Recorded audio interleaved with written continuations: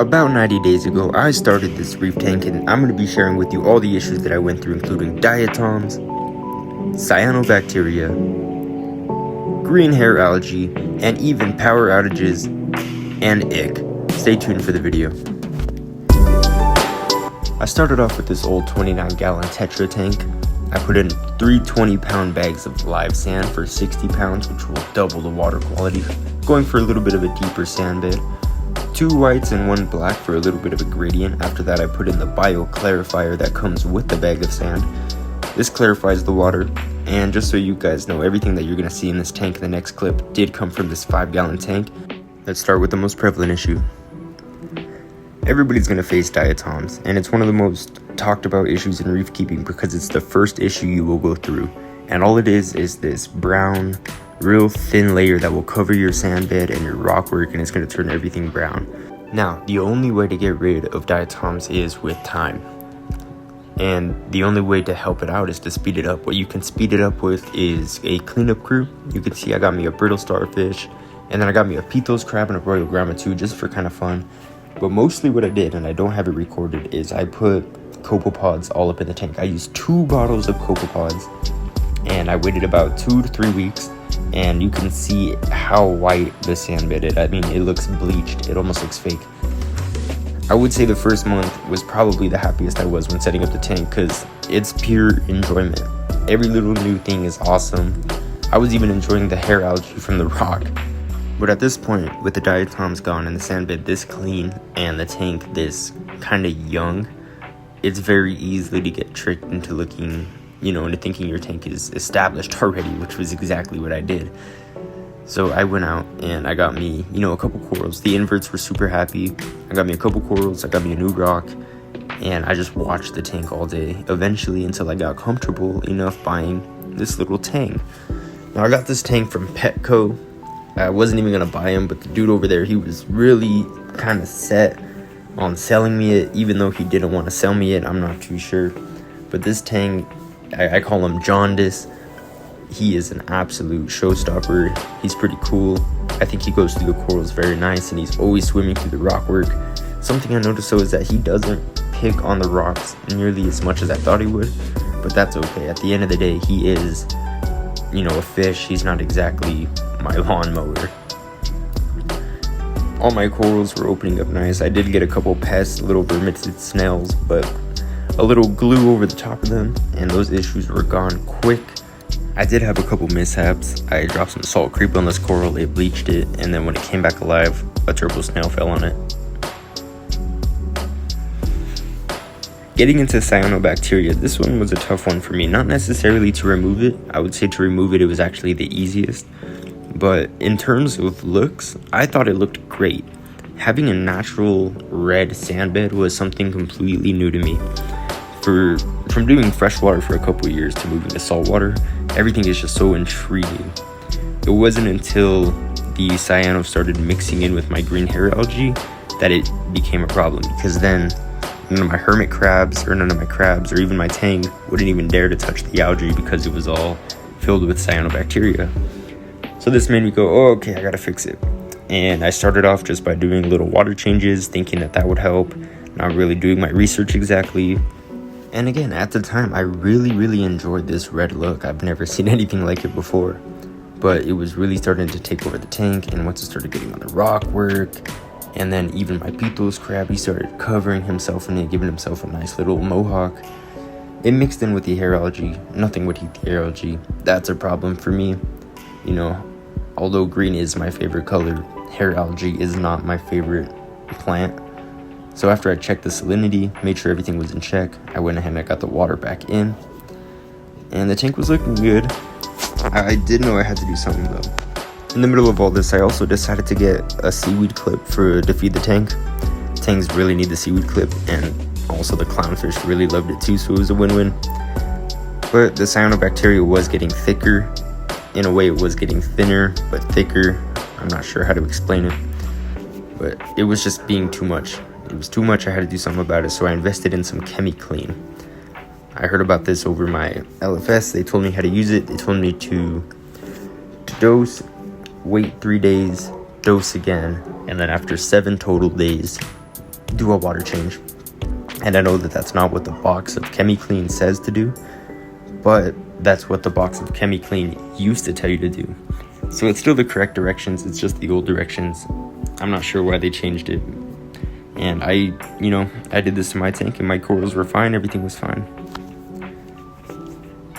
I also went ahead and I dipped a couple corals.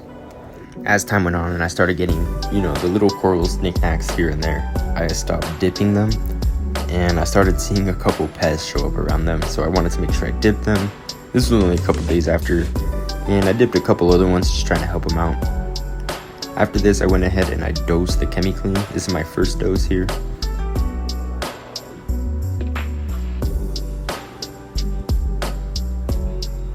And you can see that all the corals are really closed up. That's from the water change, and especially the dip. The dip stresses them out a lot, which is why I try not to dip too much, only when I feel they need it. And the next day you can see they're all gonna open up nicely all again. And this was when I got this coral here, and I never realized how dull it was when I first got it. But after a couple days I went ahead and I decided it was time to do a second dose. I did this one in the middle of the night because why not? But 1 scoop per 10 gallons. So I'm gonna mix that up real quick, get her done. And the first dose, I think it would have gotten the job done, but the second dose absolutely cleared everything up. This made me go ahead and get some more turbo snails and a couple of sand snails. Just because all that red peeled back really revealed a lot of the green, and the hair algae problem was absolutely starting to bloom. And now this is 100% when I was happiest with the tank. I mean, all the corals were in place, everything was open, the tank was clean, no cyano, no diatoms, the algae was so minimal, it was fully stocked, and I was incredibly happy with the tank. I'd be lying if I said I wasn't. And this is really when I started getting into recording it a lot more, and being just generally proud of it. I even set up a camera.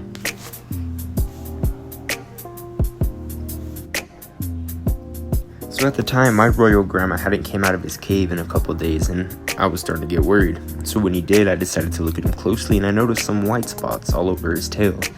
This naturally made me look at the other fish, and the other fish had all kinds of white spots all over them. And this is a clear sign of ick. Now, ick is a parasite. It comes from the ocean. And it is the main reason why fish are quarantined. Now, it's not quite like a death sentence like velvet is. You can get rid of it with a copper quarantine tank. Unfortunately, I do not have the maintenance schedule to take care of a copper quarantine tank at the time. So I was watching all this go down, and there wasn't too much I could do because I couldn't set up a hospital tank. I just didn't have the means for it. I heard ground ginger could help them naturally fight off the parasite. So I decided to drop some in the tank, and the clownfish that mistook it for food and took a big chunk out of it, I would say that it did help them. But as far as just being put in the tank, it doesn't exactly do so much there. Maybe it kills it in the sand bed, I'm not too sure. My tank was definitely getting hit hard. He was covered, he almost started looking like snow was falling on him. And then soon after, a couple days, my royal grandma was dead. Now when my guy Gurgle died, it definitely made me panic a little bit, as it should make anybody panic. And I really started to notice all the stress signs of all the other fish, like hanging out near the power head and all that stuff. So I decided to heavily feed them and just kind of let the tank do its thing. If it gets gross, I'll fix it, whatever. And it definitely got pretty gross. And I think this is where my algae problem stemmed.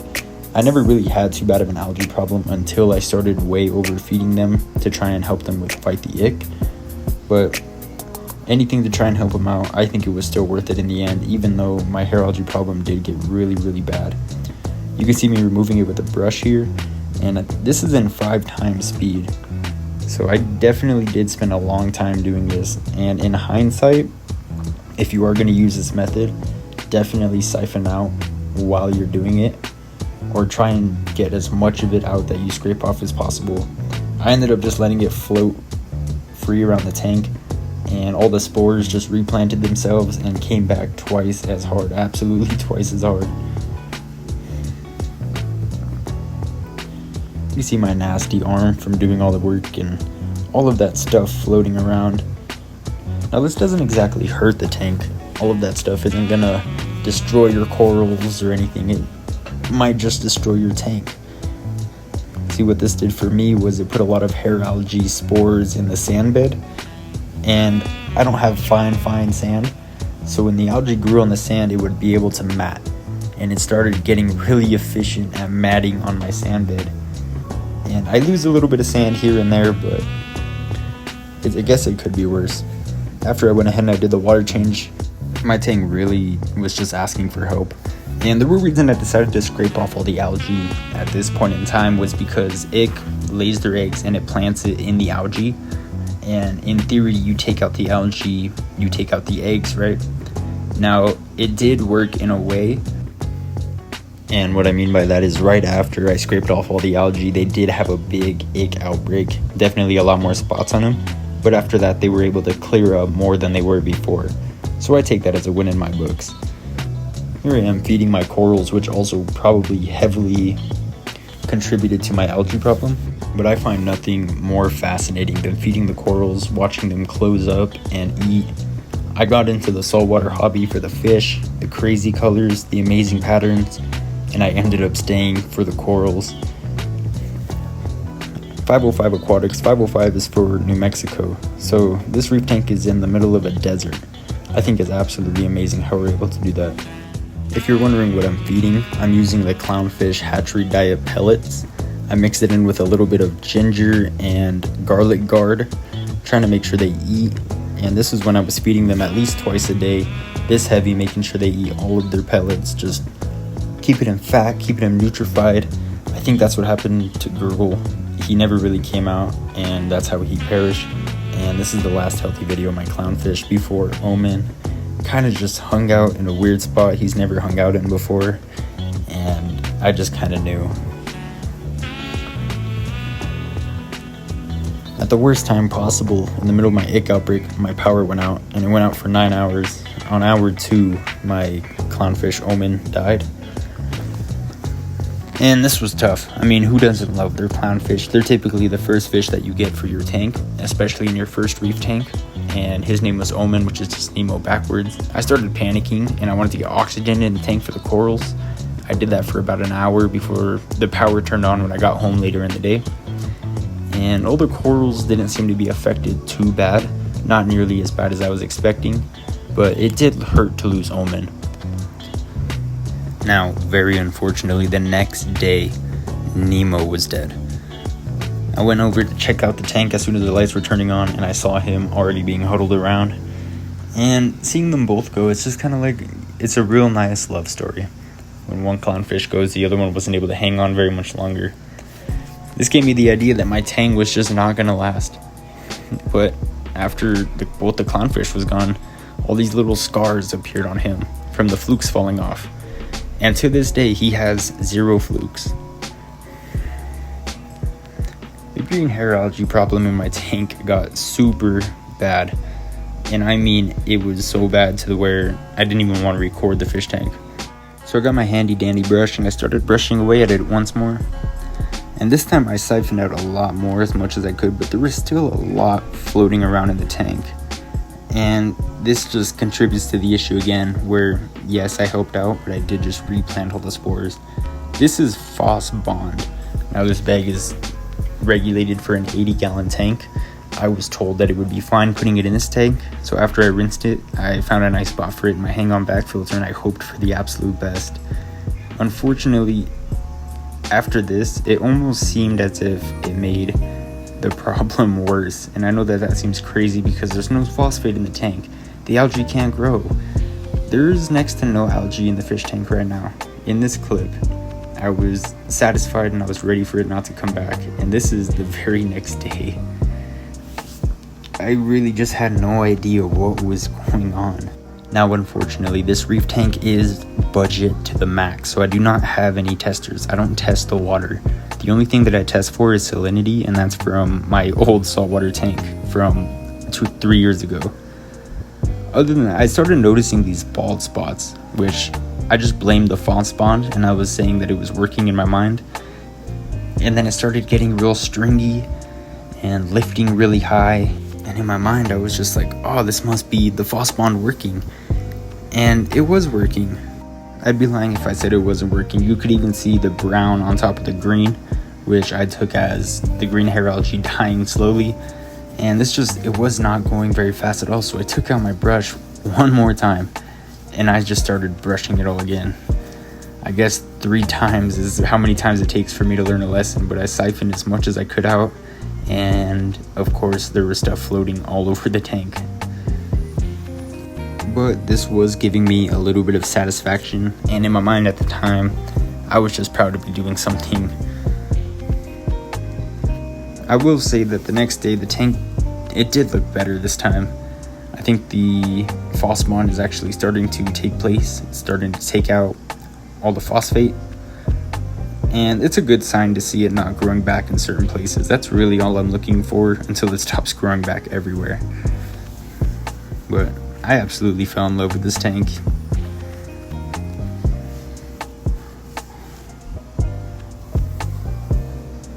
You can see all the dead spots in the gravel, and I took it as a good sign. I thought that it was kind of my problem ending.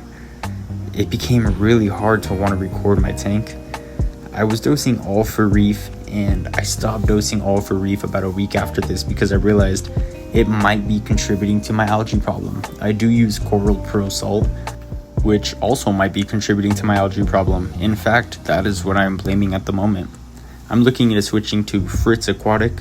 In a lot of reef tank reviews, I've seen some great tanks using that stuff, and I would love to get my hands on it. I'm using this Nano Flipper float. There's going to be a link in the description for it. It's a little pricey, but it works great. I finally realized that I need to remove the green hair algae and not just disturb it. The best method that I came up with was taking as much as I could off with the brush, and taking the brush, removing it from the brush, and putting it in the bucket. And after about an hour of work, I have a nasty mess that took way too long to do. But hey, the effort is there, and that's what it's all about.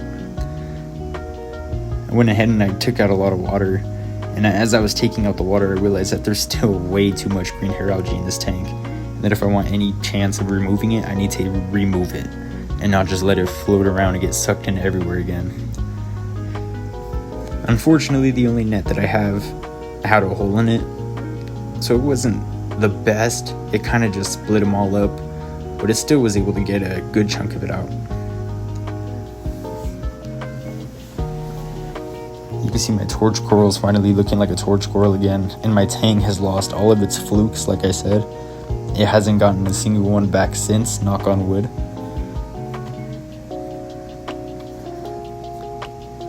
And that brings us to where we are now. Now, unfortunately, the tank does still have a crazy algae problem, which is why I have the blue light on. It cuts the light percentage down by about 50%. I'm strongly considering doing a blackout. And if you would like to see that, or if you enjoyed any part of this video, please subscribe. It means the world to me, and I'm going to be doing a blackout video here soon, try and find the algae. I hope you enjoyed this 0 to 90 days. It really shows perspective on how much can happen in 90 days, and I hope you have a blessed rest of your day.